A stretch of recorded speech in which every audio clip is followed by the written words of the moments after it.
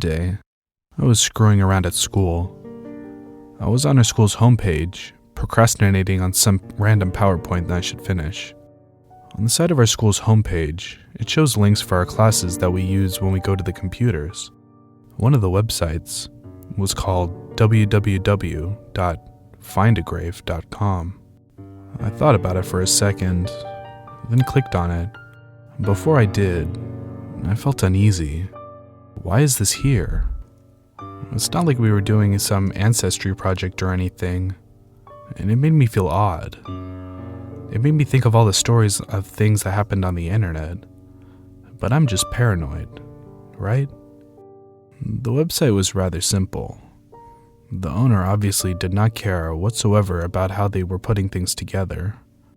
It was mostly a white page, laid out evenly with many links. To the average person, it seemed like a site you'd come across if you mistyped a URL in. One of the many links laid out was, "Search 87 million grave records." I felt a chill run down my spine. This was not right. I nudged my friend Olivia to look at the site with me. She laughed a bit and logged onto it as well. We started to type in names of dead people we knew. What's strange is, their biographies and photos actually showed up. Another odd thing is, someone had gone around and taken photos of their grave.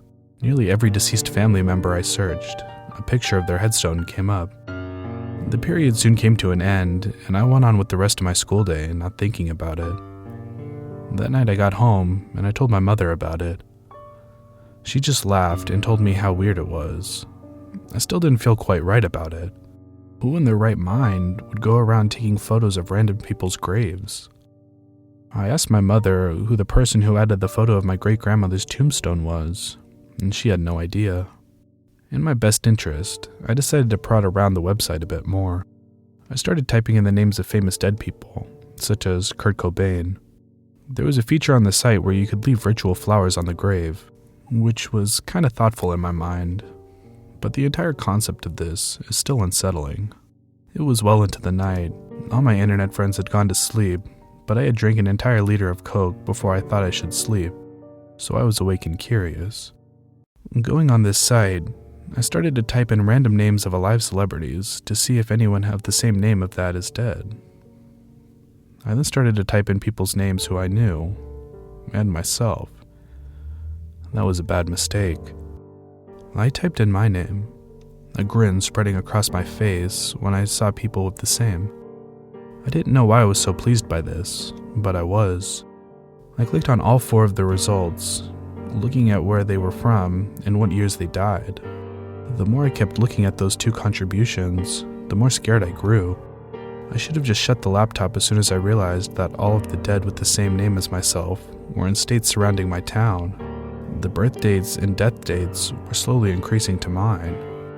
Clicking the back button, it said, showing 4 of 5 results. Had I missed one? I could have sworn that I went through all of them already. I scrolled down further to see the newest entry. I clicked on it. It said my birth year and the date of the next day. The photo included was me with someone standing behind me at 11:59, just before midnight.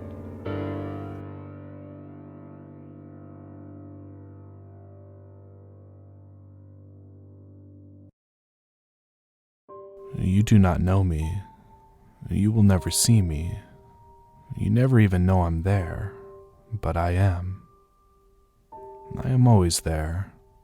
I've watched you, each and every one of you, for so many years now. I know the things you order online. I know the videos you watch. I know the games that you play.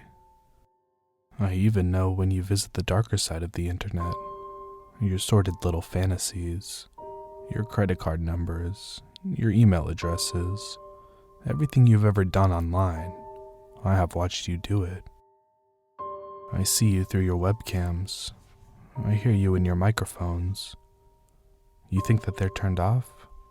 You're right. They are. But it will not stop me from hearing you. I know your fears and the things that you love, the songs you like, the films you watch, and the sites you visit. I even know the names of some of your pets. I almost feel as though I know you. Am I a hacker? No. Then who am I? My name was once Sinclair, and I am the ghost in the machine. I don't know how I got in here. I was just a normal girl. I did all the same things you do. I played games, read articles, watched videos, and listened to music. My whole life was online. Perhaps I spent a little too much time plugged in. Maybe that's why I'm here. Who's to say? I'll probably never know. The fact is, though, I am lonely in here. I can watch you, read the words you write your lovers, hear your conversations on your web chats, but I can never interact. But you are writing this, you say. Yes, in a sense I suppose I am. But I know you don't believe it. You think I am a hoax, or just someone, somewhere, with a keyboard. I will never be able to speak with you. I'll never touch your skin. I'll never make a friend of you. I am not certain that I even exist, and so, I simply watch you. That is all I will ever do. Watch and listen. So when the lights are off at night, when you're speaking with your friends, when you're watching your favorite videos, lying in your bed, whenever you're writing an email, or just sat surfing the web, remember, I am watching you, always and forever.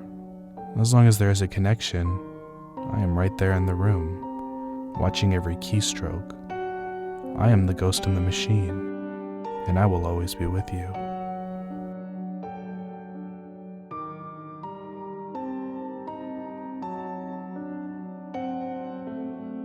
Hey guys, thanks for watching tonight's video.